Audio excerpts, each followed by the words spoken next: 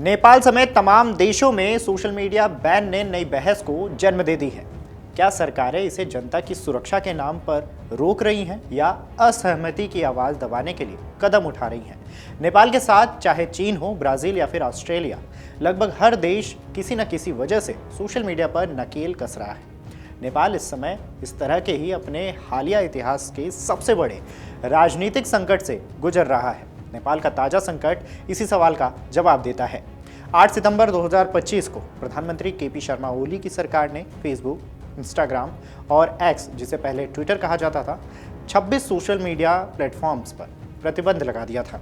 इस फैसले ने पूरे देश में आग भड़का दिया। देखते ही देखते सड़कों पर हिंसक प्रदर्शन शुरू हो गए, जिनमें करीबन 20 लोगों की जान गई और 300 से ज़्यादा लोग घायल हुए।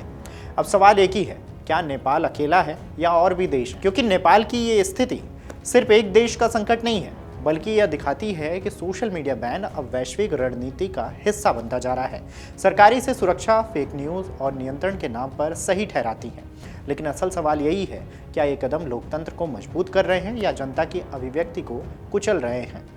चीन, मिस्र, ईरान, उत्तर कोरिया, सऊदी अरब, सीरिया जैसे कई देशों में राजनीतिक कारणों से सोशल मीडिया पर पहले ही कड़े प्रतिबंध हैं। कहीं ये रोक अस्थायी होती है, जैसे चुनाव या विरोध प्रदर्शन के दौरान, तो कहीं स्थायी, और उसके लिए कड़े कानून बनाए जाते हैं। इसके पीछे की वजह सूचना के प्रभाव को नियंत्रित करना है। गलत जानकारी जैसे कि फेक न्यूज़ को रोकना होता है, लेकिन कई बार लोगों की असहमति को दबाने के लिए इन प्लेटफॉर्म्स पर पाबंदियां लगाई जाती हैं। ब्राज़ील की बात करें तो देश ने इस साल एक्स को अस्थायी तौर पर बैन किया, क्योंकि कंपनी देश के एंटी डिसफॉर्मेशन कानून का पालन नहीं कर रही थी। सरकार का कहना है कि टेक कंपनियों को चुनाव और हेल्थ से जुड़ी फेक न्यूज़ पर ज़्यादा सख्त कदम उठाने चाहिए। बात अगर चीन की करें तो चीन में फेसबुक, ट्विटर और इंस्टाग्राम जैसे बड़े प्लेटफॉर्म पूरी तरह ब्लॉक हैं। वहाँ के लोग वीचैट और वीवो जैसे घरेलू ऐप्स का इस्तेमाल करते हैं, जिन्हें सरकार सख्ती से मॉनिटर करती है। उत्तर कोरिया में सोशल मीडिया पर पूरी तरह से बैन है। आम लोग सिर्फ कॉन्गयोंग नाम की सरकारी इंटरनेट तक ही सीमित रहते हैं। विदेशी प्लेटफॉर्म का इस्तेमाल करना अपराध माना जाता है और सख्त सजा का प्रावधान भी है। ईरान में फेसबुक, ट्विटर और यूट्यूब ब्लॉक है। लाखों लोग इन प्लेटफॉर्म्स का एक्सेस पाने के लिए वीपीएन का इस्तेमाल करते हैं, लेकिन यह करना कानूनी जोखिम से भरा है। सऊदी अरब और यूएई में सोशल मीडिया का इस्तेमाल तो होता है, लेकिन सरकारें उस पर कड़ी नज़र रखती हैं। यहाँ शाही परिवार या धार्मिक मूल्यों की आलोचना करने पर गिरफ्तारी और सजा तक हो सकती है।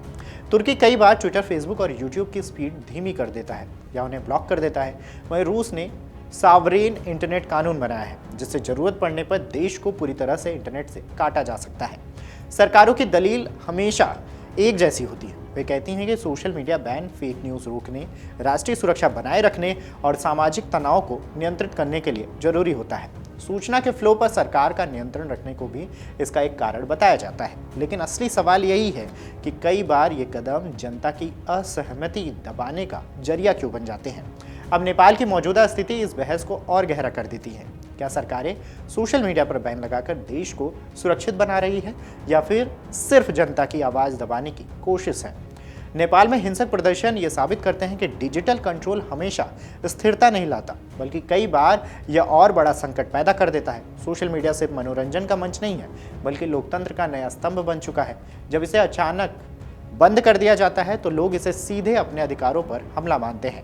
नेपाल की गलियों में उठती आवाज़ें यही बता रही हैं कि आज के दौर में डिजिटल आज़ादी ही असली लोकतंत्र की पहचान है।